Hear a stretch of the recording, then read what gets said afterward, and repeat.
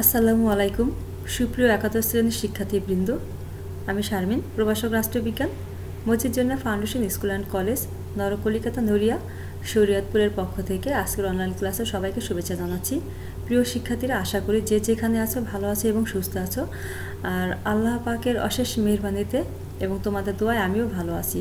তো প্রিয় শিক্ষার্থীরা, পাঠ পরিচিতিতে যাচ্ছি। এখন আমি পাঠ পরিচিতি হচ্ছে শ্রেণী একাদশ, বিষয় হচ্ছে পরিণতি ও সুশাসন, প্রথম পত্র। প্রিয় শিক্ষার্থীরা, আজ তোমাদের সাথে আমি পরিণতি এবং সুশাসন প্রথম পত্র নিয়ে আলোচনা করব।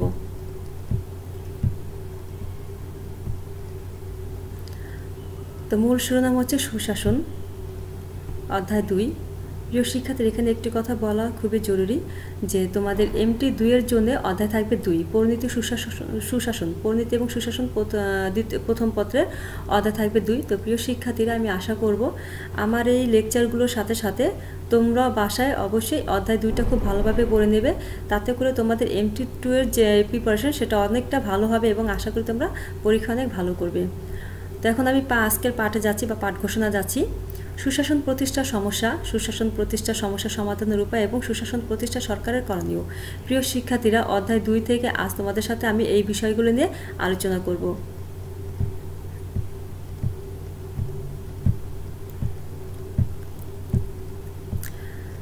শিক্ষণফল। প্রিয় শিক্ষার্থীরা, আজকের এই পাঠ থেকে তোমরা যে বিষয়গুলি শিখবে তা হচ্ছে: 1. সুশাসন প্রতিষ্ঠার সমস্যা কি তা বলতে পারবে। 2. সুশাসন প্রতিষ্ঠার সমস্যা সমাধানের উপায়গুলি কি তা বলতে পারবে। এবং 3. সুশাসন প্রতিষ্ঠায় সরকারের করণীয় কি তা বলতে পারবে।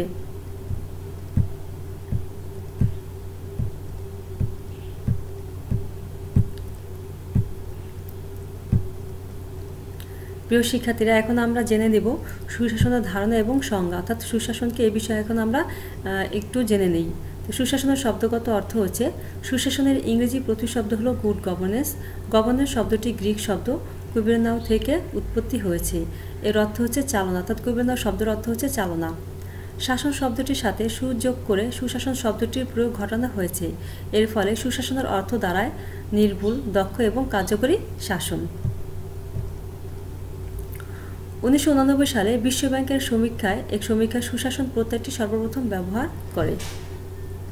প্রিয় শিক্ষার্থীরা, এখন আমরা জানব গভর্নেন্স কি। বিশ্বব্যাংকের মতে সার্বিক উন্নয়নের লক্ষ্যে একটি দেশের সামাজিক এবং অর্থনৈতিক সম্পদের ব্যবস্থাপনার জন্য ক্ষমতার প্রয়োগের পদ্ধতি হল গভর্নেন্স। UNDP এর মতে একটি দেশের সার্বিক স্তরের কার্যাবলী পরিচালনার জন্য অর্থনৈতিক, রাজনৈতিক এবং প্রশাসনিক কর্তৃত্বের চর্চা বা প্রয়োগের পদ্ধতি হল গভর্নেন্স, অর্থাৎ রাষ্ট্রের সার্বিক কার্যাবলী পরিচালনার জন্য যে পদ্ধতি বা প্রক্রিয়া তাই গভর্নেন্স। গভর্নেন্স বা শাসন প্রত্যয়টির ইতিবাচক অর্থে সুশাসন এবং নেতিবাচক অর্থে হচ্ছে মন্দ শাসন। 2000 সালে বিশ্বব্যাংক প্রকাশ করে যে সুশাসন 4টি প্রধান স্তম্ভের উপর নির্ভরশীল। এই স্তম্ভগুলো হচ্ছে যথা: 1. দায়িত্বশীলতা, 2. স্বচ্ছতা, 3. আইনি কাঠামো এবং 4 হচ্ছে অংশগ্রহণ।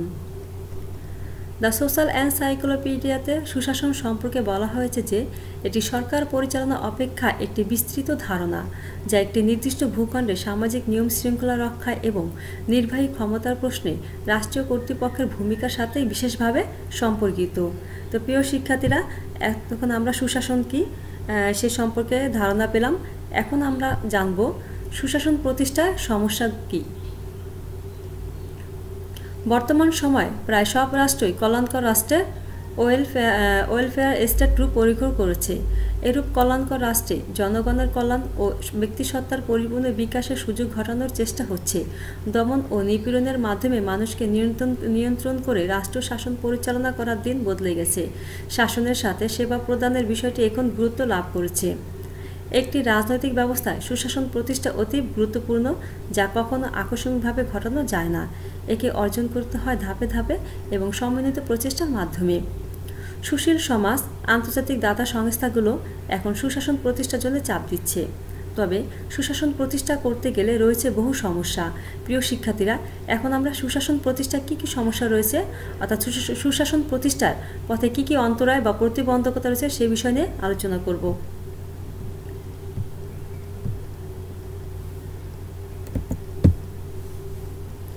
তো প্রিয় শিক্ষার্থীরা, তোমাদের সুবিধার্থে এখানে একটি কথা বলি। সুশাসন প্রতিষ্ঠার যে সমস্যা বা অন্তরায় বলি অথবা প্রতিবন্ধকতা যেটাই বলি, এগুলি আমি এখানে পয়েন্ট আকারে দিয়েছি। আশা করি তোমরা পারবে। আর একটু বিস্তারিতটা আমি দুই একটা বলবো, বাকিটা তোমরা অবশ্যই একটু দেখে নিবে। তো 1 নম্বর পয়েন্ট রয়েছে বাক স্বাধীনতায় হস্তক্ষেপ। তৃতীয় বিশ্বের উন্নয়নশীল দেশগুলোতে লক্ষ্য করা যায় যে জনগণের স্বাধীনতা অর্থাৎ বাক স্বাধীনতা সেখানে হস্তক্ষেপ করা হয়। তাতে করে তৃতীয় বিশ্বের উন্নয়নশীল দেশগুলো সুশাসন প্রতিষ্ঠার ক্ষেত্রে অনেকটা বাধার সম্মুখীন হয়। 2 নম্বর পয়েন্ট হচ্ছে রাজনৈতিক স্থিতিশীলতার অভাব এবং সহিংসতা। তৃতীয় বিশ্বের উন্নয়নশীল দেশগুলোতে প্রতিনিয়ত রাজনৈতিক স্থিতিশীলতার অভাব পরিলক্ষিত হয়, কেননা সেখানে ঘন ঘন সরকার পরিবর্তন, বিভিন্ন সময় গাড়ি ভাঙচুর করা হয়, ধর্মঘট, জ্বালাও পোড়াও, সন্ত্রাসী, মারামারি, রাহাজানি ইত্যাদি ঘটেই থাকে। এই পরিস্থিতিতে রাজনৈতিক স্থিতিশীলতার অভাব পরিলক্ষিত হয় এবং তাতে করে তৃতীয় বিশ্বের উন্নয়নশীল দেশগুলোতে রাজনৈতিক সুশাসন প্রতিষ্ঠার ক্ষেত্রে বিভিন্ন সময় বিভিন্ন বাধার সম্মুখীন হতে হয় এবং বাধার সৃষ্টি হয়। এরপর আমরা যাব 3 নম্বর পয়েন্টে, সরকারের জবাবদিহিতার অভাব। তৃতীয় বিশ্বের উন্নয়নশীল দেশগুলোতে আরেকটি সমস্যা হচ্ছে বা অন্তরায় হচ্ছে সরকারের জবাবদিহিতার অভাব সেখানে পরিলক্ষিত হয়। তাতে করে সুশাসন প্রতিষ্ঠার পথে বিভিন্ন প্রতিবন্ধকতা সৃষ্টি হয়। 4 নম্বর পয়েন্ট রয়েছে আমলাদের জবাবদিহিতার অভাব। এখানেও লক্ষ্য করা যায় যে তৃতীয় বিশ্বের উন্নয়নশীল দেশগুলোতে আমলাদের জবাবদিহিতার অভাবের কারণে ওইসব রাষ্ট্রে সুশাসন প্রতিষ্ঠার পরিলক্ষিত অর্থাৎ সুশাসন প্রতিষ্ঠার ক্ষেত্রে বিভিন্ন সময় বিভিন্ন প্রতিবন্ধকতা সৃষ্টি হয়। তাতে করে সুশাসন প্রতিষ্ঠিত হতে পারে না এবং এতে করে জনগণও ভোগান্তির শিকার হয়। 5 নম্বর পয়েন্টে রয়েছে আমলাতন্ত্রের অধ্যক্ষতা। 6 আইনের শাসনের অভাব। 7 নম্বর পয়েন্টে রয়েছে সরকারের অধ্যক্ষতা এবং অব্যবস্থাপনা। 8 নম্বর পয়েন্টে রয়েছে দুর্নীতি নিয়ন্ত্রণে ব্যর্থতা। 9 রাজনৈতিক অঙ্গীকারের অভাব। 10 নম্বর পয়েন্টে রয়েছে রাজনৈতিক দলগুলোর অভ্যন্তরে গণতান্ত্রিক চর্চার অভাব এবং ব্যক্তি পূজা। 11 রাজনীতিতে সামরিক হস্তক্ষেপ। 12 স্বজনপ্রীতি। 13 বিচার বিভাগের স্বাধীনতা না থাকা। 14 জন অংশগ্রহণের অভাব। 15 অকার্যকর জাতীয় সংসদ। 16 দারিদ্র্য। 17 স্থানীয় সরকার কাঠামো দুর্বলতা। 18 জনসচেতনতার অভাব। 19 ক্ষমতার ভারসাম্যের অভাব। 20 স্বাধীন ও নিরপেক্ষ নির্বাচন কমিশনের অভাব। 21 সংবাদ মাধ্যমের স্বাধীনতার অভাব। 22 সাম্প্রদায়িক সম্প্রীতির অভাব। প্রিয় শিক্ষার্থীরা, এখন আমরা জানব সুশাসন প্রতিষ্ঠার সমস্যা সমাধানের উপায়গুলো কী। সুশাসন প্রতিষ্ঠার সমস্যাগুলো সমাধানের জন্য নিম্নলিখিত পদক্ষেপ গ্রহণ করতে হবে। এগুলো আমি তোমাদের পয়েন্ট আকারে দিয়েছি প্রিয় শিক্ষার্থীরা। 1 নম্বর পয়েন্টে রয়েছে সংবিধানের মৌলিক অধিকারের সন্নিবেশ ও তা বাস্তবায়ন। 2 মিডিয়া ও প্রচার মাধ্যমের ওপর সরকারি হস্তক্ষেপের অবসান। 3 সহিংসতা দূর ও রাজনৈতিক স্থিতিশীলতা প্রতিষ্ঠা। 4 জবাবদিহিতা বা দায়বদ্ধতার নীতি প্রতিষ্ঠা। 5 স্বচ্ছ প্রশাসন গড়ে তোলা। 6 নৈতিক মূল্যবোধ জাগ্রত করা। 7 আইনের শাসন প্রতিষ্ঠা। 8 বিচার বিভাগের স্বাধীনতা নিরপেক্ষতা নিশ্চিতকরণ। 9 সরকারের দক্ষতা বৃদ্ধি। 10 দুর্নীতি প্রতিরোধ বা নিয়ন্ত্রণ। 11 সুযোগ্য নেতৃত্ব। 12 সার্বভৌম ও কার্যকর আইনসভা। 13 জন অংশগ্রহণের অনুকূল পরিবেশ সৃষ্টি করা। 14 স্বাধীন কর্ম কমিশন প্রতিষ্ঠা করা। 15 স্বাধীন নির্বাচন কমিশন। 16 স্বাধীন মানবাধিকার কমিশন গঠন। 17 জনস্বার্থকে প্রাধান্য প্রদান। 18 লক্ষ্য নির্ধারণ এবং অগ্রাধিকার বিবেচনায় পারঙ্গমতা। 19 দারিদ্র্য দূরীকরণ। 20 স্থানীয় সরকার কাঠামো শক্তিশালীকরণ। 21 জনসচেতনতা বৃদ্ধি। 22 সাম্প্রদায়িক সম্প্রীতি প্রতিষ্ঠা। 23 ক্ষমতার ভারসাম্য প্রতিষ্ঠা। 24 একদলীয় মনোভাব পরিহার করা। প্রিয় শিক্ষার্থীরা, যেগুলো পয়েন্ট আকারে দিয়েছে অবশ্যই একটু পড়ে নিবে। আর পয়েন্ট দেওয়াতে আমি ইনশাআল্লাহ আশা করি তোমাদের অনেকটা উপকারী হবে এবং তোমাদের এতে বুঝতে সুবিধা হবে।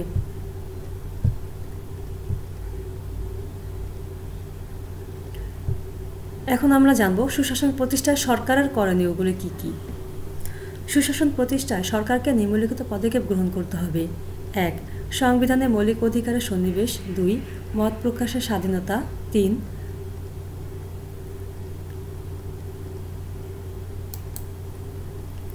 শান্তিপূর্ণ উপায়ে সমস্যার সমাধান। 4 দায়িত্বশীল সরকার প্রতিষ্ঠা।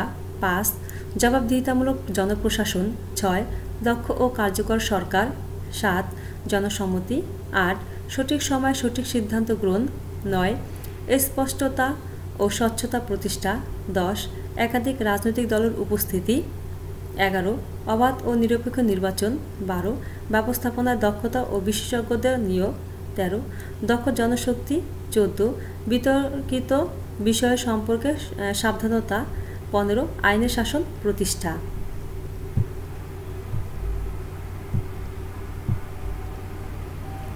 16 বিচার বিভাগের স্বাধীনতা নিশ্চিতকরণ, 17 আইনসভাকে গতিশীল ও কার্যকর করা, 18 সহিংসতা পরিহার করা, 19 স্পষ্ট ও সহজবোধ্য আইন প্রণয়ন, 20 ব্যাপক জন অংশগ্রহণের সুযোগ সৃষ্টি, 21 শক্তিশালী স্থানীয় সরকার, 22 সংস্কার কর্মসূচি বাস্তবায়ন, 23 দারিদ্র্য দূরীকরণ, 24 জনসচেতনতা বৃদ্ধিকরণ, 25 ক্ষমতার ভারসাম্য প্রতিষ্ঠা, 26 কার্যকর মানবাধিকার কমিশন প্রতিষ্ঠা, 27 সাম্প্রদায়িক সম্প্রীতি বৃদ্ধি করা।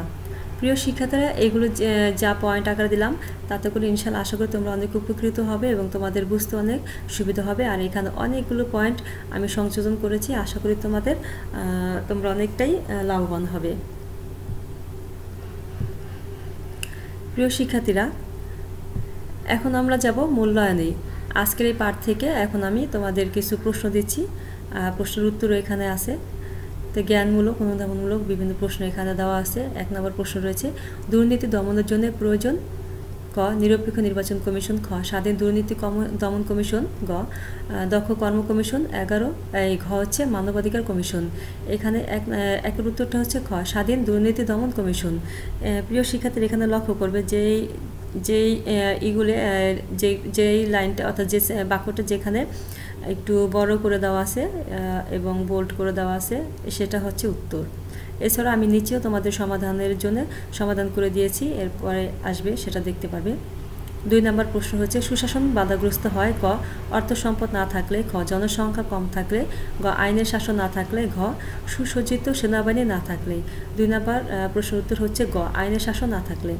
3 সুশাসনের একটি সমস্যা হলো ক বড় বড় অট্টালিকার অভাব, খ সম্মোহনী নেতার অভাব, গ জবাবদিহিতার অভাব এবং ঘ হচ্ছে দাতা দেশগুলো অর্থ সমর্থনের অভাব। এখানে উত্তর হচ্ছে গ। 3 নম্বর প্রশ্ন উত্তর হচ্ছে গ জবাবদিহিতার অভাব। 4 নিচের কোন দেশ অকারণে ক্ষতিকর হরতাল ডাকা হয়, ক যুক্তরাষ্ট্র, খ জার্মানি, গ বাংলাদেশ এবং ঘ জাপান। এখানে 4 নম্বর প্রশ্নের উত্তর হবে গ বাংলাদেশ।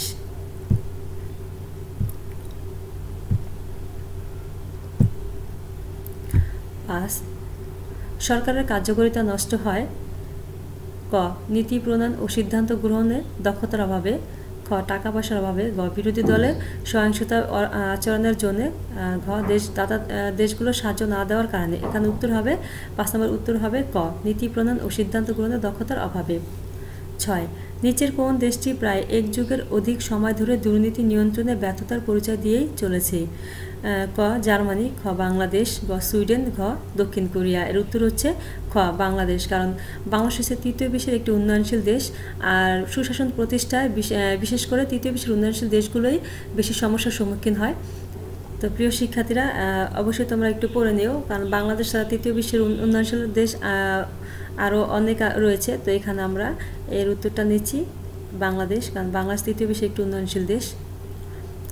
7 কোন দেশ 3টি মহাদেশে বারবার সামরিক অভ্যুত্থান হয়েছে, ক ইউরোপ, উত্তর আমেরিকা, দক্ষিণ আমেরিকা, খ এশিয়া, আফ্রিকা, ল্যাটিন আমেরিকা, গ ইউরোপ, উত্তর আমেরিকা, ওশেনিয়া এবং ঘ হচ্ছে উত্তর আমেরিকা, আফ্রিকা ও এশিয়া। এখানে 7 উত্তর হচ্ছে এশিয়া, আফ্রিকা এবং ল্যাটিন আমেরিকা।